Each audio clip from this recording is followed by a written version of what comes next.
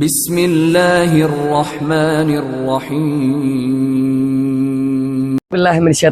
बिस्मिल्लाहिर्रहमानिर्रहीम। अस्सलाम वालेकुम वरहमतुल्लाहि वबरकातुहू। आऊं नातखान सलाउद्दीन जिस्कानी तमाम बेहतरीन ऐं प्यारू नातूं ॿुधण जे लाइ असांजे यूट्यूब चैनल साईं वारनि जे यूट्यूब चैनल मुस्तफ़ा की शान खे सब्सक्राइब कंदा, लाइक कंदा, कमेंट कंदा ऐं शेयर करणु न विसारींदा। वॾियूं महिरबानियूं, मोहबतूं ऐं पंहिंजे का कमी पेशी थी वञे त पंहिंजे कमेंट में असांखे लाज़मी आगाह कयो। वॾियूं महिरबानियूं, मोहबतूं।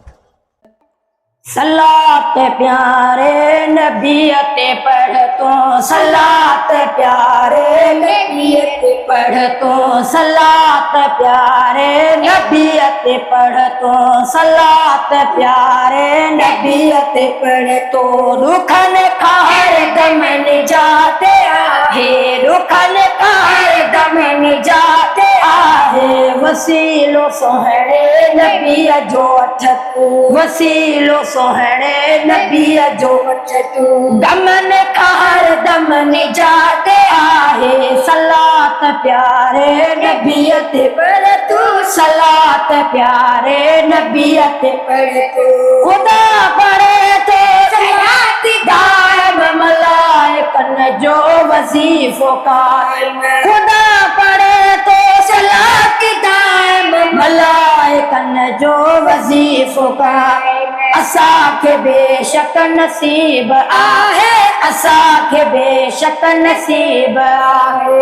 धिकन खार में बुरन खार में निजात आहे, सलात प्यारे नबी ते पढ़ तो, सलात प्यारे नबी ते पढ़ तू।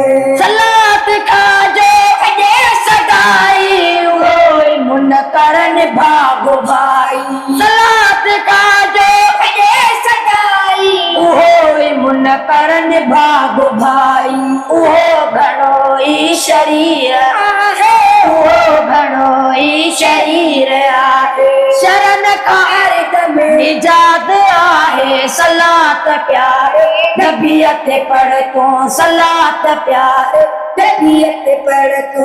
दरूद सुन्नत इलाही आहे, वसीलो आहे शफा भी आहे। दरूद सुन्नत इलाही आहे, वसीलो आहे शफा भी आहे।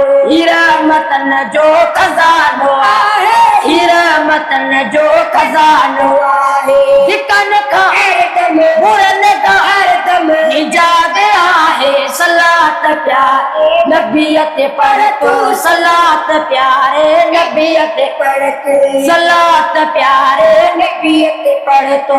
वसीलो सोहणे नबी जो अठ तू, वसीलो सोहणे नबी जो अठ ते। दमन खार दम निजात आहे, सलात प्यारे नबी ते पढ़ तू, सलात प्यारे नबी ते पढ़ तू।